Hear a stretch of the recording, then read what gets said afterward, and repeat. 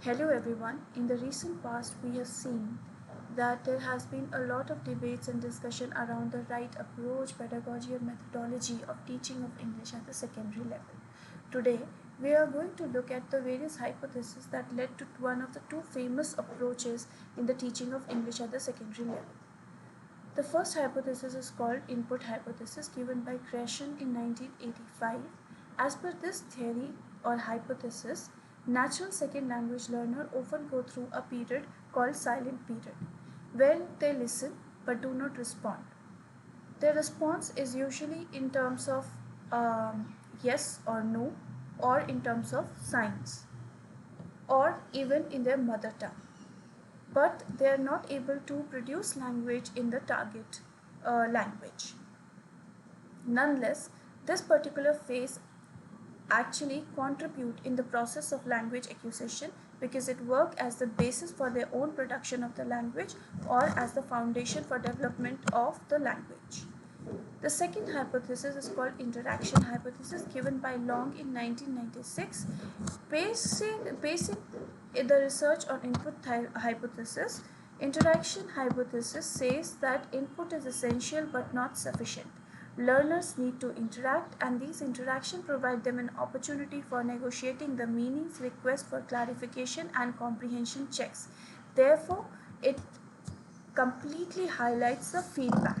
On the feedback in the communication process, if you look at the output when it receives the sender back, the sender is supposed to provide the feedback. So interaction hypothesis is based on feedback. As a result, it is more likely that the input will be turned to the current level of competence of the individual learner and thus become intake, which is available for learning. The next hypothesis is called output hypothesis. Again, this hypothesis also is based on input and interaction hypothesis, and it focuses more on taking it a step further, where it talks about the need to speak and write. So in the input and interaction hypothesis, the main focus is on the production of language, getting the feedback, and that too only for the comprehension purpose. Whereas output hypothesis states that once the child receives the message or the content, the input, and output has to be sent back to the sender. In order to send the output, it is mandatory for the receiver to either speak or write.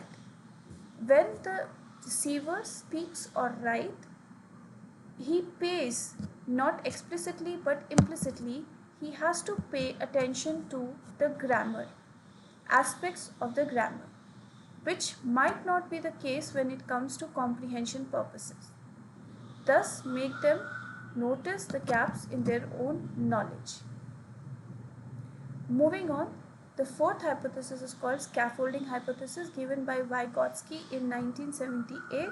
In scaffolding hypothesis, social interaction provides substantive means by which learning occurs.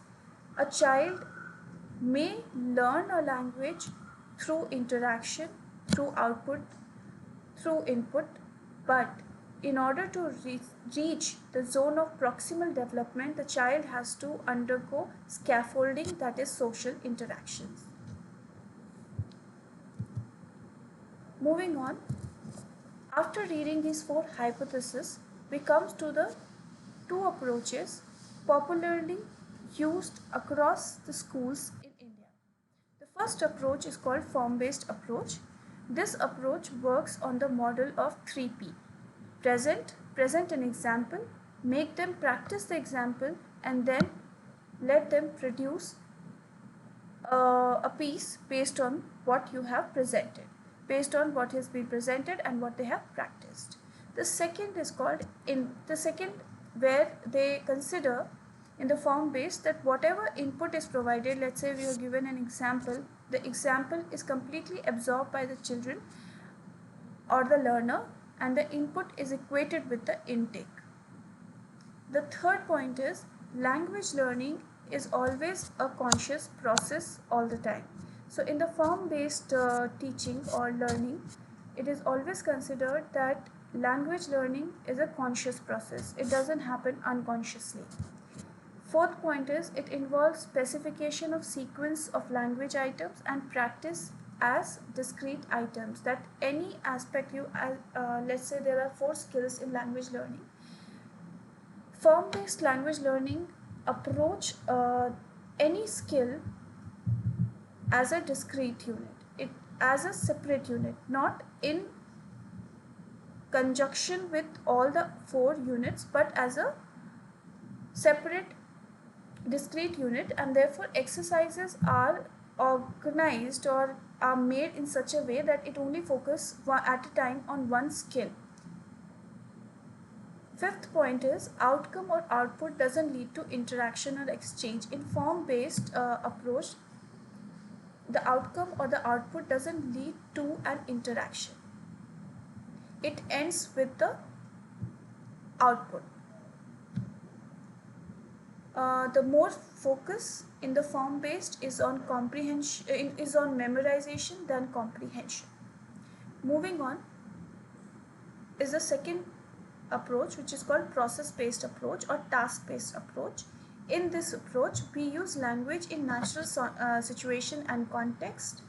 We provide input, but it is not considered to be absorbed completely. It is not equated with intake. Language learning is not considered to be always a conscious process. It is considered it can be happening unconsciously as well. It provides a piece of classroom work which involves learners in comprehending, manipulating, producing or interacting in the target language, while their attention is principally focused on meaning rather than form. Fifth is interaction is essential part of process-based learning. Meaning making is central than the form. So memorization is less important than meaning comprehension. So in this particular session, we have discussed the 4 hypotheses and the 2 approaches that has been an outcome of the hypothesis that we just discussed. Now I want all our listeners or viewers to tell me in the comment section which of the approach did they feel is the right approach or will be more beneficial for India as we are learning English as a second language. Thank you so much.